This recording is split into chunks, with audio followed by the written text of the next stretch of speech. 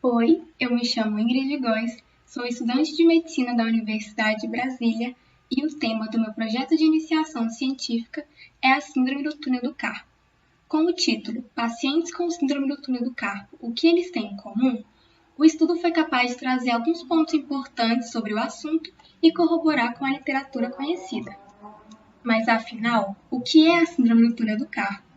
É a neuropatia compressiva mais comum dos membros superiores, que acomete o nervo mediano localizado na região entre o punho e a mão.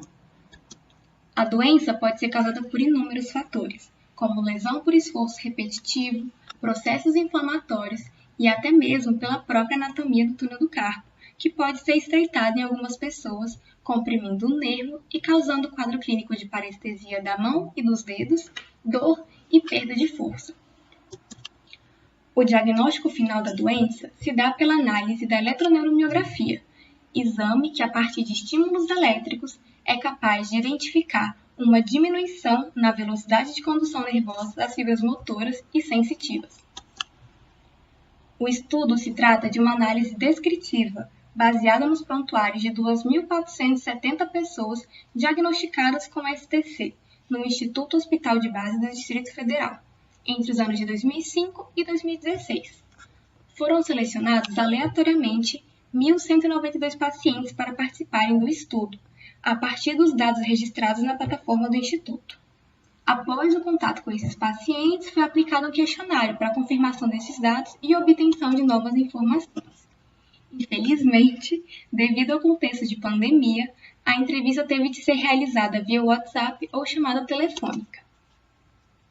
Após a obtenção de todos os dados, as principais variáveis utilizadas na pesquisa foram as seguintes: sexo, idade, lado acometido pela síndrome, especialidade de referência, dados antropométricos e ocupação profissional.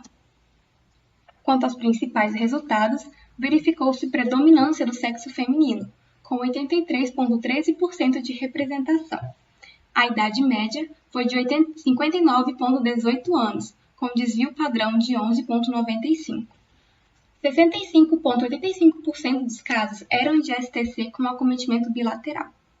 A especialidade de referência que mais solicitou o exame foi a ortopedia, com 29,02% dos casos. Já quanto aos dados antropométricos, foram registrados apenas os de 257 pacientes, resultando em um IMC médio de 27,53. As profissões de maior prevalência no estudo foram emprego doméstico e diaristas, com 16,93% de representação, dentre aquelas 183 pessoas que responderam sobre ocupação profissional.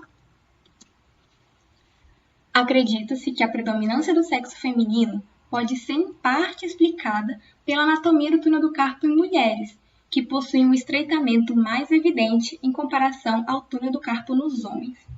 É interessante notar também que, embora a queixa principal geralmente seja a parestesia, que é um sintoma neurológico, a ortopedia é a especialidade mais procurada pelos pacientes para iniciar a investigação clínica.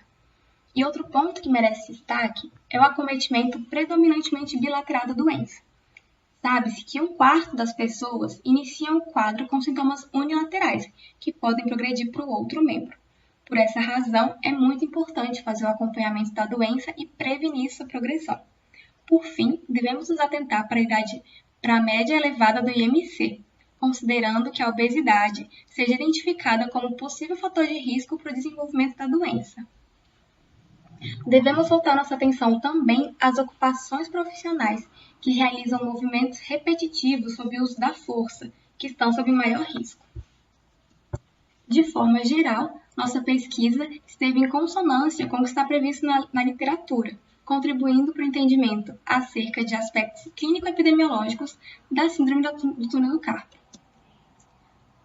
Deixo aqui meu e-mail para possíveis questionamentos e as referências bibliográficas utilizadas. Muito obrigada pela atenção.